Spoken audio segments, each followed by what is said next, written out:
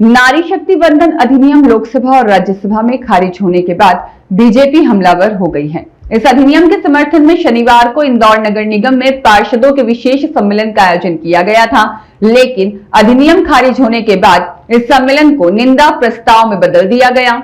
इसके विरोध में बीजेपी की सभी महिला पार्षद काले कपड़े पहनकर सम्मेलन में पहुंची। महापौर काली शर्ट और पुरुष पार्षद बाजू पर काली पट्टी बांधकर पहुंचे। प्रस्ताव के दौरान कांग्रेस और बीजेपी में जमकर बहस भी हुई।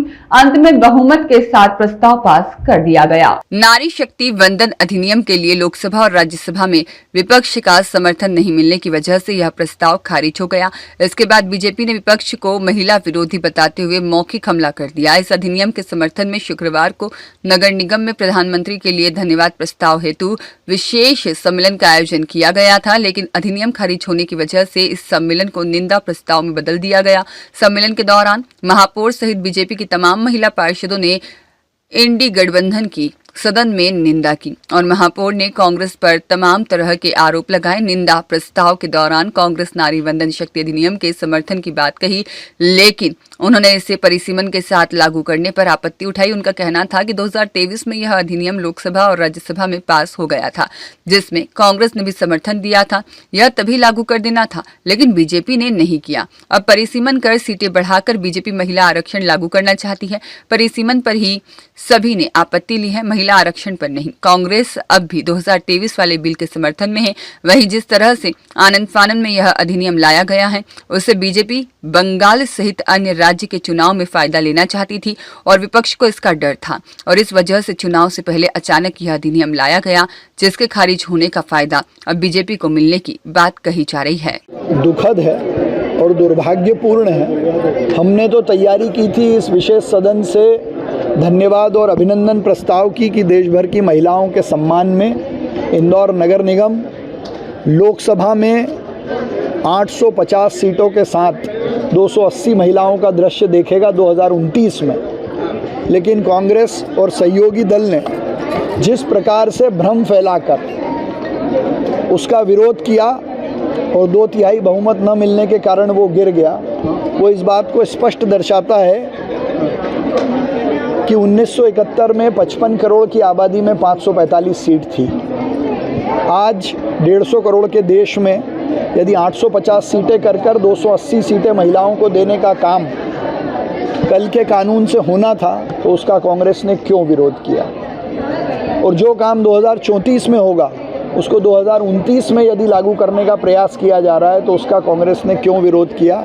इस कांग्रेस के कृत्य के खिलाफ और विशेष रूप से जब भी देश में देश हित के निर्णय लेने की बात आती है, कांग्रेस विरोध में खड़ी रहती है और कांग्रेस के विरोध के कारण देश पीछे जाता है। और कल भी यही हुआ कि कांग्रेस की ऐतिहासिक भूलों में एक भूल और दर्ज हो गई। अगर कल कांग्रेस ने महिलाओं के साथ खड़े होकर इस बिल को पास कराया होता, तो भविष्य में और इतिहास में कांग्रेस का नाम स्वर्णिम अक्षरों से लिखा जा सकता था। लेकिन इस अवसर को भी उन्होंने खो दिया और उनकी इस भूल, गलती और देश विरोधी काम के खिलाफ नगर निगम इंदौर की परिषद ने निंदा प्रस्ताव बहुमत से पारित किया। पीएम पर भी टिप्पणी की गई है, उसके साथ वंदे मातरम को लेकर जो सवाल पूछा गया था उसका भी स्पष्ट जवाब था। देखिए, नेता प्रतिपक्ष ने कहा कि वंदे मातरम हर कांग्रेसी के दिल में बसता है। हमने उनसे केवल इतना पूछा कि जिन कांग्रेसियों के ये दिल में नहीं बसता है, उन पर आपने क्या कार्रवाई की? उसका जवाब नहीं मिला। और वही प्रश्न प्रदेश के नेतृत्व से भी है, देश के नेतृत्व से भी है कि यदि वंदे मातरम राष्ट्रगान, राष्ट्रगीत है और नव चेतना का गीत है, हमारा राष्ट्रगीत है, और उसको जो लोग नहीं गाते हैं उन पर कांग्रेस क्या कार्रवाई करेगी? उस पर कांग्रेस मौन है। यहाँ तक तो ठीक है, लेकिन देश के प्रधानमंत्री, जिनकी दुनिया में एक अलग साख है, जिनको स्टेट्समैन के रूप में देश को अलग स्थान पर ले जाने का श्रेय है, उन पर व्यक्तिगत टिप्पणी केवल महिला सशक्तिकरण का और इस कानून के पक्ष में बात रखने के लिए की गई, वो घोर निंदनीय है। आज बैठक में सभी लोग काले वस्त्रों में नजर आए, क्या किस तरह का जो विरोध दर्शाया है? कांग्रेस और डीएमके और समाजवादी पार्टी ने जो कल सदन में किया, उसका विरोध हम सब ने काले कपड़े पहनकर किया। व्यक्तिगत टिप्पणी तो खैर इंदिरा गांधी के ऊपर भी की और बहुत गंदी टिप्पणियां की। नहीं, इमरजेंसी लगाई, इसमें कोई गंदी बात नहीं है। उन्होंने सरनेम क्यों लगाया? पर्सनल टिप्पणी की किसने?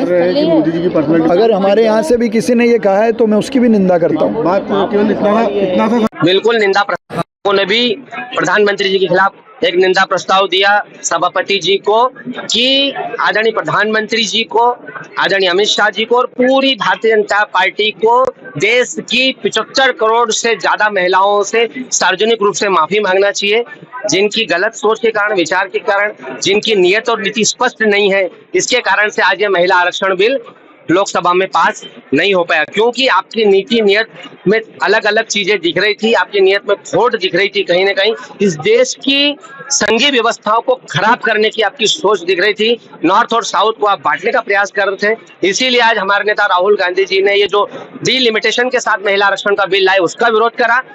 महिला आरक्षण के पक्ष में है कांग्रेस, 2023 में पूर्ण रूप से समर्थन दिया और आगे भी जब सिर्फ महिला आरक्षण बिल आएगा कांग्रेस पार्टी कटिबद्ध है उसके समर्थन में खड़े रहने के लिए। क्या आप मानते हैं कि ये दो बिल्कुल है जानबूझ के इनको इकट्ठा किया है? जी निश्चित रूप से, क्योंकि डिलिमिटेशन करने के लिए भी 2/3 मेजोरिटी चाहिए।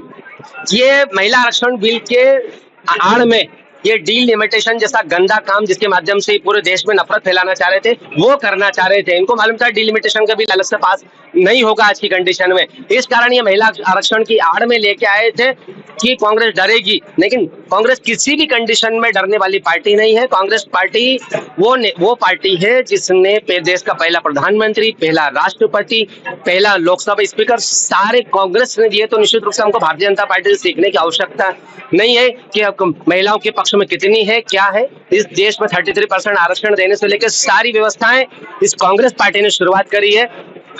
तो निश्चित ही आज कल देश ने देखा, सब लोग समझ भी गए कि भारतीय जनता पार्टी की सोच महिला आरक्षण को लेकर नहीं थी, सिर्फ और सिर्फ डिलिमिटेशन का बिल पास हो जाए कैसे भी करके, और ताकि वो इस देश की संघीय व्यवस्था को खराब कर सके।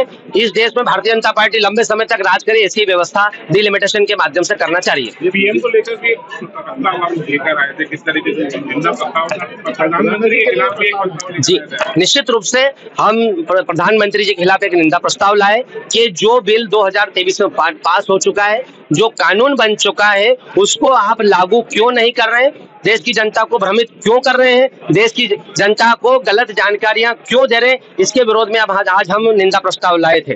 मुस्लिम पार्षद भी आए आपकी पार्टी के, अधिकतर मुस्लिम पार्षदों ने दूरी बना ली आज से। मुझे देखिए, आज चूंकि ये सत्र अचानक से बुलाया गया और जो पार्षद इंदौर में थे वो सब आ गए, जो हमारे 2 पार्षदों की शादी है इस कारण से वो लोग नहीं आ सके। कई मौके ऐसे आए जहाँ पर जो है विशेष हटकर की चर्चा करनी चाहिए। जी कई मौके ऐसे आए जहाँ पर विशेष हटकर की चर्चा करने की कोशिश की। जी देखिए, ये परिषद हॉल है, यहाँ पर लोकतांत्रिक व्यवस्था में जो चीजें आती है उसको लेकर चर्चा होना चाहिए। और इसी के साथ साथ आपके माध्यम से महापौर जी से मेरा निवेदन है कि ये निंदा प्रस्ताव लाना, ये करना, ये राजनीतिक स्टंट, ये सब करने की बजाय शहर के हित में कब आप एक परिषद की बैठक बुलाएंगे और कब 2-3 दिन तक शहर के विकास को लेकर, भ्रष्टाचार को लेकर, भागीरथपुरा को लेकर, अवस्थाओं को लेकर, घोटाले को लेकर चर्चा करेंगे।